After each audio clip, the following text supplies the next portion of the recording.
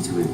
And I went there, like so many young people that go to Israel for the first time. It opened my eyes to this thing.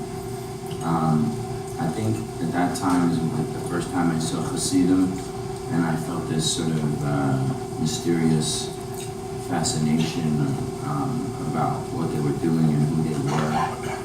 And it sort of planted a seed in the back of my mind of something that it seemed authentic and real and spiritual, and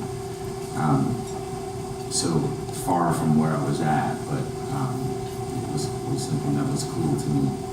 And I never felt the connection with the religious aspect of it, but for the first time I really felt the connection to feeling Jewish, and I had a moment where I felt deep in my soul that somehow I was starting to ask these questions. I was starting to feel this sort of void in my core of my being, and I started to wonder about God and what God is and who God is, and what I'm doing in the world, and asking all those questions. And I connected it with something Jewish. I felt there was something there.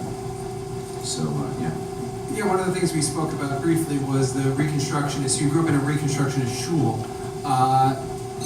Did you feel God in that shul, or was there, I mean, how was that experience? I think a lot of us sort of, I mean, I was talking to you, like I grew up on Long Island in a shul where I didn't necessarily get a whole sense of spirituality. So I'm wondering, were you coming from a place, or did you have a bar mitzvah? What was that experience like? I hated it. I was Jewish, and none of my friends I had some Jewish friends, mostly not.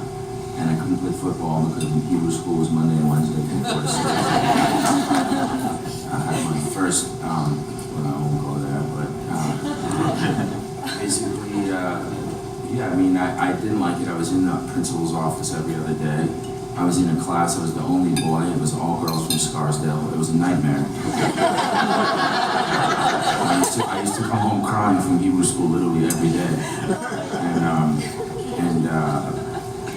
And then someone came and talked about this program where you could go away for 3 months, and I got a scholarship, and I said, I'm going to Israel, you know? And that's how that started. Yeah, but no, everyone was nice. The rabbi was nice. We didn't have a rabbi for a while, but eventually we had a rabbi, nice guy. It was bar mitzvah. It was, you know, people were nice. It was a wholesome place. Was there God talk? I mean, and it wasn't one of these like big reform shuls with like everyone in their Lexus. There was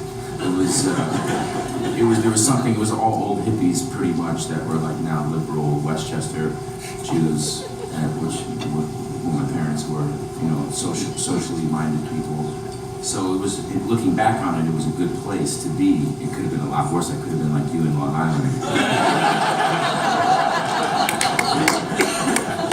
But it was, you know, but I was not into it at all. And then like when I was 14, I started listening to Bob Marley, and I started hearing all these references to the Old Testament. And then I started really asking, like, well, why am I, the only place I've ever heard these references are in Hebrew school. And so that really piqued my sort of, I was like, whoa, what is this? And then I went to Israel, and I had that experience in Israel. So. Well, as someone who also grew up in Westchester in a Jewish household, and knew what it was like to have 7 breath at shul and whatnot, you know, I think that there